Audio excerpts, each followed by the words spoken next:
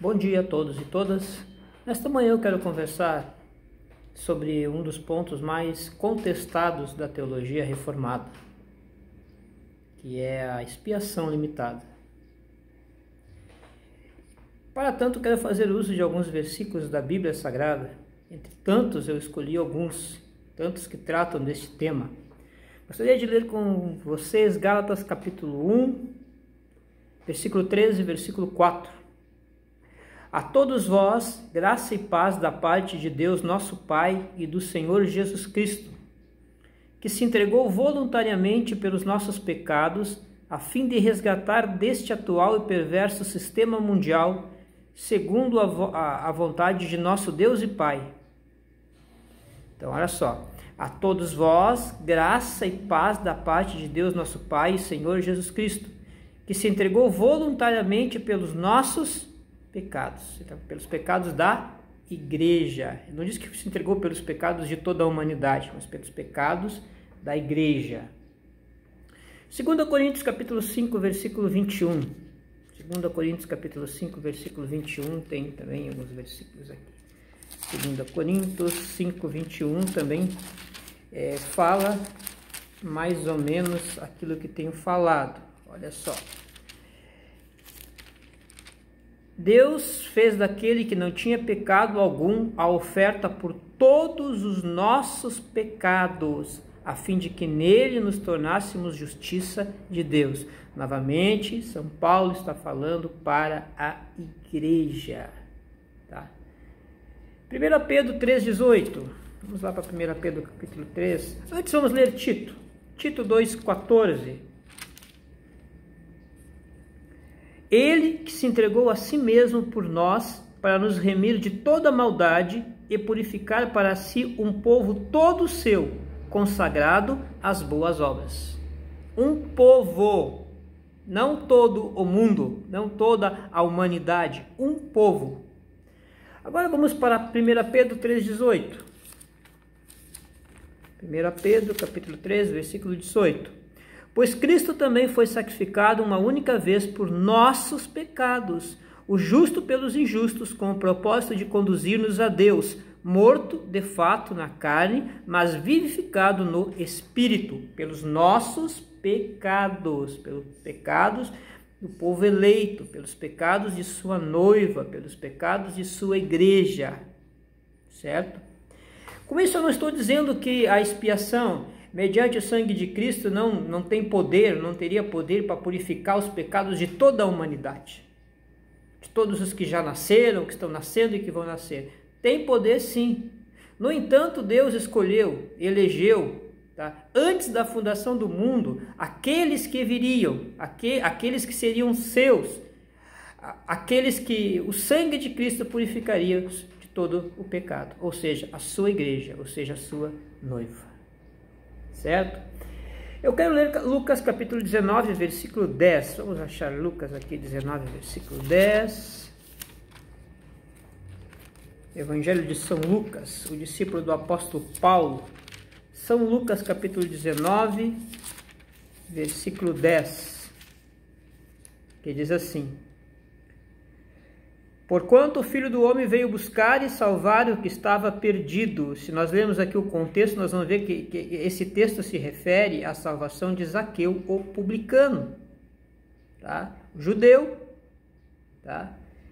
E ele veio, e anteriormente ele falou assim: veja que também você é um dos filhos de Abraão, você é um dos escolhidos. Então o Filho do Homem veio para te buscar, para te resgatar, para te salvar. Você pertence à noiva, você pertence à igreja. Eu queria também ler alguns versículos que eu acho assim, na verdade um texto, em Efésios capítulo 1, que para mim é muito revelador, sabe, nesse sentido. Efésios capítulo 1.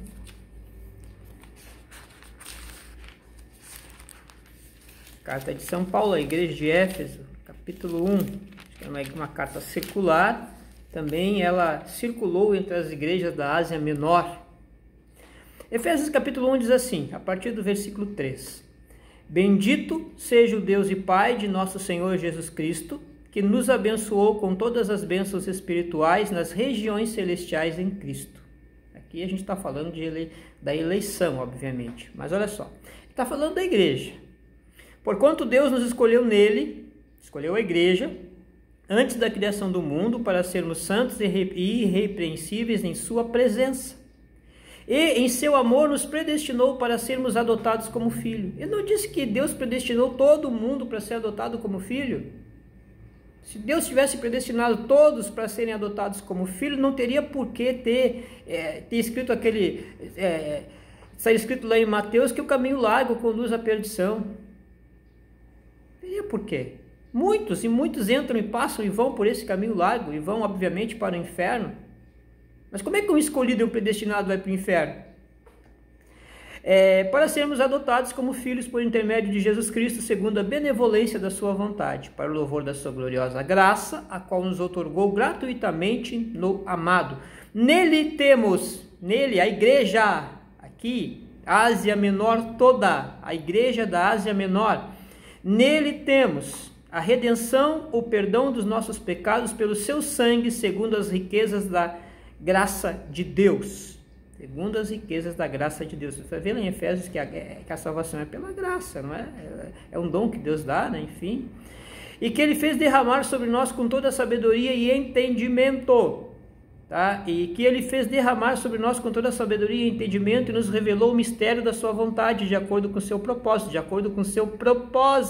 que ele tinha proposto antes da fundação do mundo, que ele estabeleceu em Cristo. Ele não nos resgatou através do sacrifício de Cristo. O sacrifício não foi vicário, não foi um sacrifício substitutivo. Ele não morreu em nosso lugar, ele morreu no lugar da igreja, ele morreu em lugar da noiva. E isto de fazer convergir em Cristo tudo quanto existe, todos os elementos que estão no céu como os que estão na terra, na dispensação da plenitude dos tempos. Nele também fomos escolhidos, tendo sido predestinados conforme o plano daquele que cria absolutamente tudo, de acordo com o propósito da sua própria vontade, com o objetivo de que nós, os que primeiro esperamos em Cristo, sejamos para o louvor da sua glória. Nele igualmente vós, tendo ouvido a palavra da verdade, o evangelho da vossa salvação, e nele também crido, fostes selados com o Espírito Santo da promessa, que é a garantia da nossa herança para a redenção da propriedade de Deus, para o louvor da sua glória. Aí você pode me dizer, bom, mas ele é porque creu, é porque acreditou, é porque confiou, por isso Deus escolheu, é porque acreditou. Só que tem um detalhe, se você observar em Efésios capítulo 2, versículo 8, ele ainda dando continuidade na salvação pela graça, né? Em Efésios capítulo, no assunto, obviamente, Efésios 2, 8 diz assim: porquanto pela graça sois salvos, por meio da fé, e isso não vem de vós, é dom de Deus. A graça e a fé são presentes de Deus, para todo aquele que crê. Mas somente crê aquele que recebe a fé para crer. Somente crê aquele que Deus coloca esta fé para crer. E obviamente ele é eleito, e obviamente por este Cristo morreu. Por este Cristo morreu, porque esta pertencem à igreja. Ah, mas a fé é minha? Não. A fé que salva não é tua. Você pode ter a fé natural, como todo ser humano tem, mas a fé que salva é um dom de Deus. Interessante o que a gente lê, eu acho revelador esse versículo, lá em 2 Tessalonicenses, capítulo 3, versículo 2. É esclarecedor, não precisa fazer uma exegese do versículo para entender o que está escrito aqui. Segunda carta de Paulo aos Tessalonicenses, capítulo 3, versículo 2, vamos ler a partir do versículo 1, para entendermos melhor, para você entender melhor, olha só, para nós entendermos melhor, olha aqui, ó. Concluindo, irmãos, orai por nós. Paulo está pedindo oração para a igreja da Tessalônica, para que a palavra do Senhor seja divulgada rapidamente e receba a devida honra, como aconteceu entre vós. Irmãos, eu peço oração para vocês, para que eu possa pregar o evangelho nesta cidade de uma forma livre. É o que Paulo está pedindo. E o versículo 2 para mim, é esclarecedor. Está falando de pregação do evangelho, para as pessoas crerem, não é? Como está escrito lá em Romanos, o evangelho é o poder de Deus para todo aquele que crê. Mas só crê aquele que recebe a fé dada por Deus. Observe o versículo 2. Orai também para que sejamos livres dos homens perversos. Olha a separação dos homens perversos e maus, pois a fé não é de todos. A fé que salva não é de todos. A fé que salva é da igreja. A fé que salva é um presente de Deus. A fé que salva é um presente dado por Deus para a sua noiva, para a sua igreja. Então, dessa forma eu posso entender que a expiação de Cristo é para a igreja. Não é para todo mundo, é para a igreja, é para os escolhidos. É para a igreja, para os escolhidos.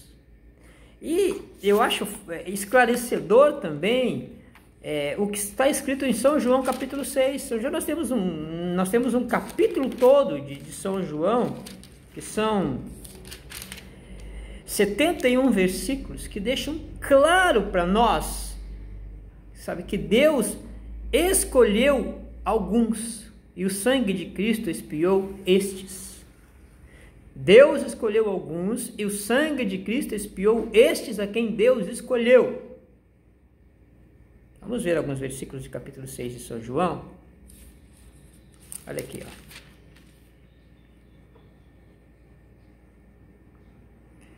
Versículo 6, capítulo 36. Todavia, como eu vos disse, embora me tenhais visto, não credes. É o que Jesus Cristo está falando. Todavia, como eu vos disse, embora me tenhais visto, ainda não credes. Tá? Todo aquele que o Pai me der, este virá a mim. Todo aquele que o Pai me der. Toda aquela pessoa que o Pai der para Cristo irá até Cristo. E de maneira nenhuma eu o excluirei. De maneira nenhuma eu o lançarei fora. Certo? E ele continua dizendo, versículo 38. Pois eu desci do céu, não para fazer a minha própria vontade, mas a vontade daquele que me enviou. E esta é a vontade do Pai. Olha a vontade de Deus aqui. O qual me enviou. Que eu não perca nenhum de todos os que ele me deu. Tá? Que eu não perca nenhum de todos os que ele me deu. Há possibilidade de Cristo perder algum dos seus filhos, daqueles que ele recebeu do Pai? Existe essa possibilidade? Mas que eu os ressuscite no último dia. Esta é a vontade do Pai. Certo? Olha aqui. A partir do versículo 41, Jesus Cristo não é compreendido por alguns judeus, né? Então ele começa mais ou menos assim.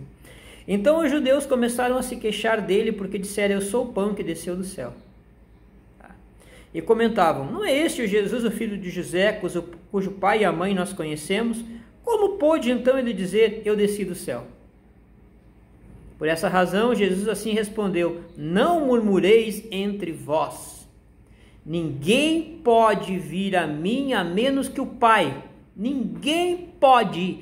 Observe, todos aqueles que acham que podem aceitar Jesus Cristo, que a fé é deles que aceitam Jesus Cristo. Observe esse versículo aqui. Ninguém pode vir a mim a menos que o Pai. Ninguém pode vir a mim, ninguém, a menos que o Pai, o qual me enviou, o atrair. O atrair. Não é assim? A gente sabe através dos escritos de São João que o Espírito convence o homem do pecado, da justiça e do juízo, o Espírito Santo. O Espírito Santo convence o homem do pecado, da justiça e do juízo.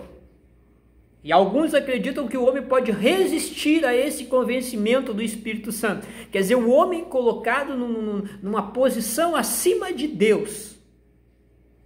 Acima de Deus. Quer dizer, Deus determinou que este vai ser salvo, o Espírito Santo vai convencer aquela pessoa e o homem simplesmente a vida toda diz, eu não quero. ele resiste ao convencimento do Espírito Santo. Pode isso? Para mim isso é um absurdo, para mim isso é uma heresia. Ninguém pode vir a mim a menos que o Pai, o qual me enviou, o atrair, e eu o ressuscitarei no último dia. Tá?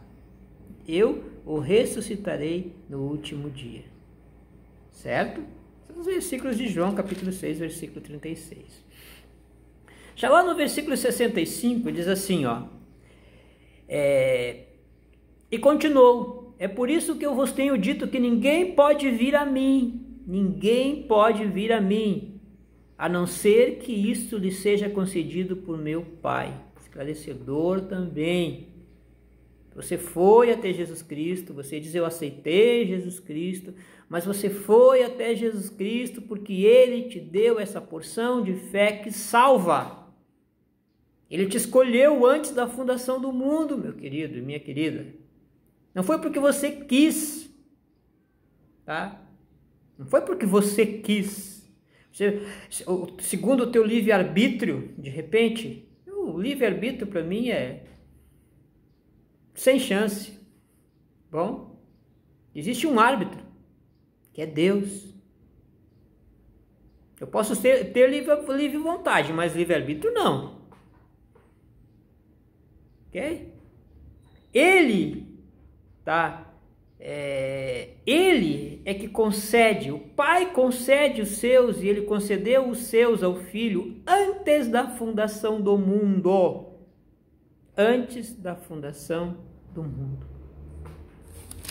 Se eu tenho mais algum versículo aqui que eu sublinhei. Então,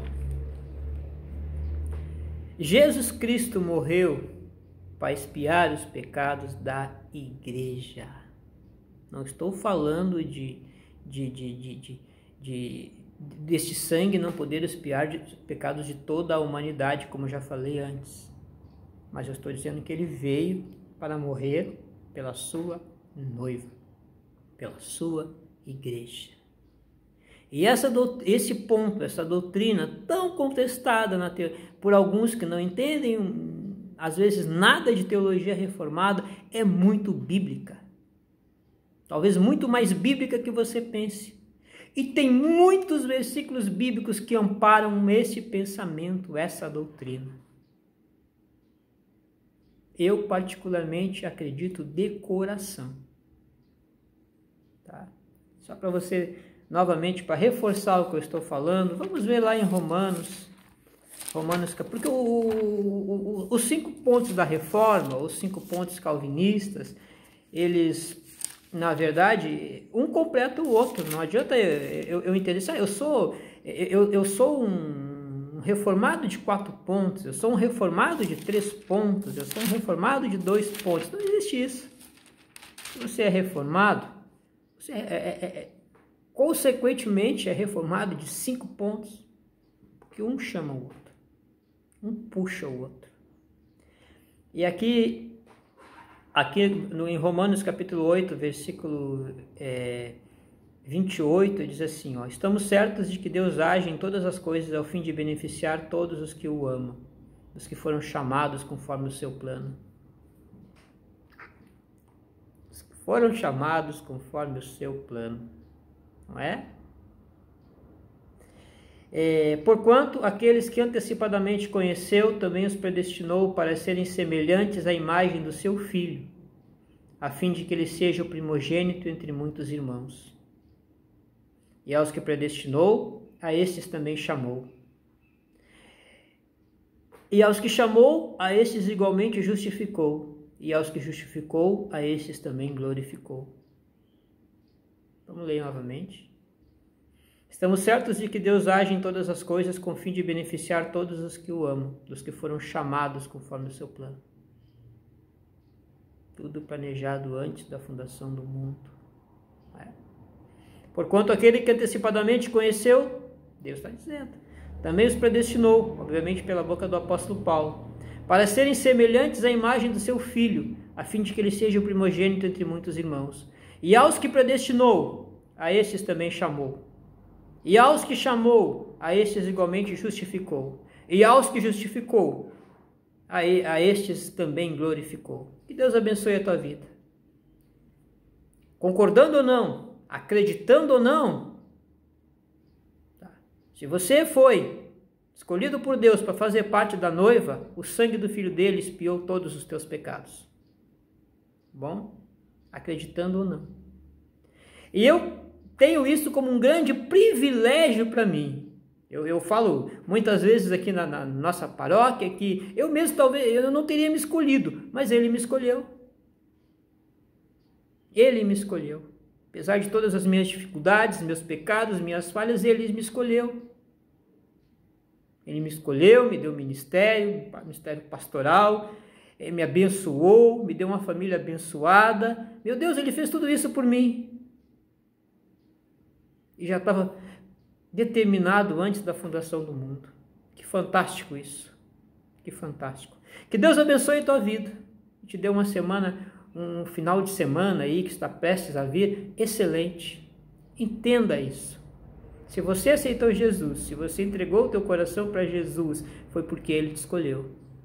E o sangue dele te purificou e expiou todos os teus pecados. Amém.